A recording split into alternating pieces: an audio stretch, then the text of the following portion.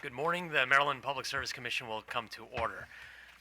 While the rest of the nation is watching the beginning of the impeachment trial that's now starting, we're glad that you're with us to review these filings today. Before I get started, I'd like to re-recognize Andrew Johnston, who is now our new Executive Secretary. He started last week but wasn't here the morning. Just want to thank him for rejoining the commission, and once again thank Dave Collins for filling the gap while we had the vacancy. As we get started today, we have minutes to approve from the November 6, 2019 meeting. All in favor? Aye. The minutes are approved. Mr. Secretary, the consent agenda, please. Mr. Chairman, we have 3 items on the consent agenda this morning. Items 1 and 2 are notices from Vitcom LLC and ThinQ Inc. to cancel their authority to provide telecommunications services in Maryland. And item 3 is an application from Bradley R. Lewis, DBA Creative Energy Options LLC, for a license to supply natural gas or natural gas supply services in Maryland. Thank you. Do the commissioners have any questions on these items? Seeing none, are there motions?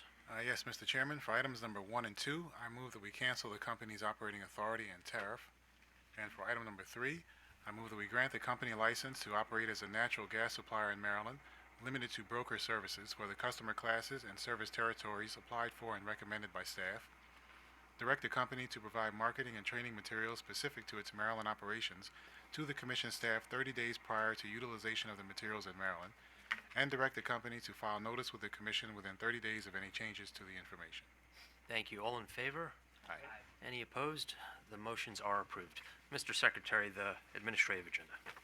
Mr. Chairman, the first and only item on the administrative agenda is item 4. The Association of Maryland Pilots filed revised tariff pages modifying its rates and charges for Maryland pilotage services. Thank you. And if we have a representative from the Association of Maryland Pilots, please approach.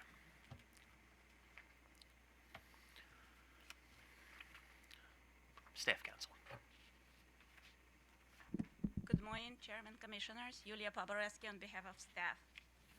Maryland pilotage rates and charges are established by the Maryland Public Service Commission pursuant to Section 4-303 of the Maryland Utilities Article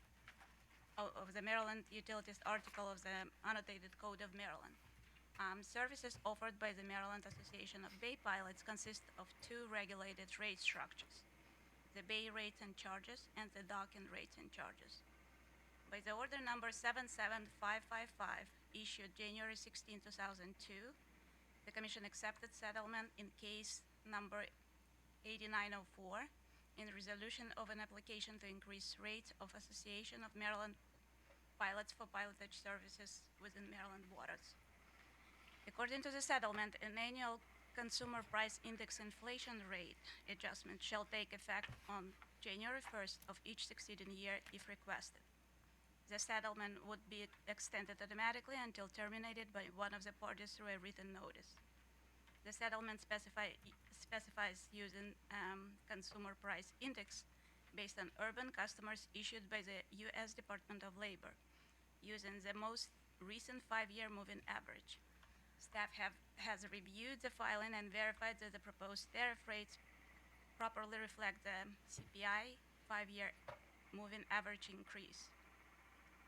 Staff recommends that the Commission accept the proposed tariff for filing effective January 1st, 2020. Thank you, Ms. Poboreski. Counsel for Association of Maryland Pilots, do you have anything to add? Nothing, just for the record, James McGee with Alexander and Cleaver here with Captain Eric Nielsen, President of the Association of Maryland Pilots. Good morning to you both. It appears that the request here is simple and mechanical based on the CPI. I did have one question in taking a look at your filing. Obviously, most of your vessels that you assist with transit the Chesapeake Bay. I see that you have minimum and maximum rates. There's a maximum rate of 16 hours. What happens if one of your pilots is on the vessel for more than 16 hours? Is any additional time just on the house, so to speak? Yes, sir. And we actually don't have one person working on a ship for 16 consecutive hours. Those ships are generally deeply loaded coal ships, and they'll have 2 pilots for the whole transit. And after 16 hours, the clock stops, and it's on the house, as you said.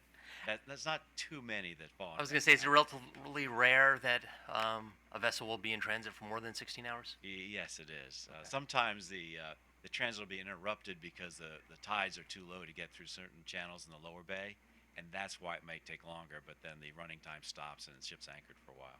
Okay, thank you. Do commissioners have questions? Commissioner O'Donnell. Captain Nielsen, good to see you again. Good to see you again. We had a few staff remark yesterday that they were excited to see the bay pilots before the commission because they don't see you very often. We don't see you very often. And I was humored by that.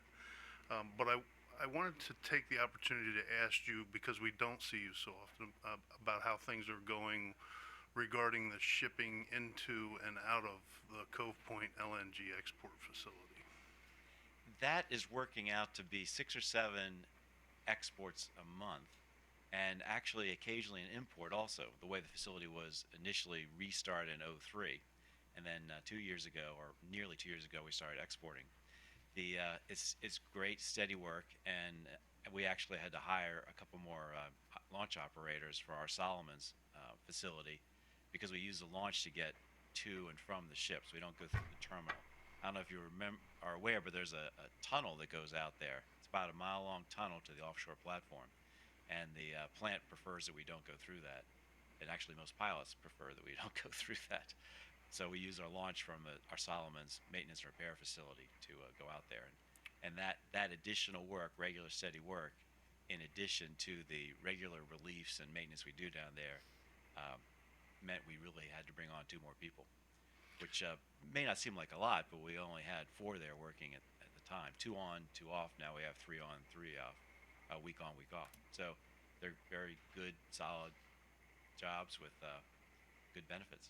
Very good, sir. Thank you. I was curious about that, as it happens to be in my neck of the woods, and wanted to avail myself of the chance to ask you. Thanks.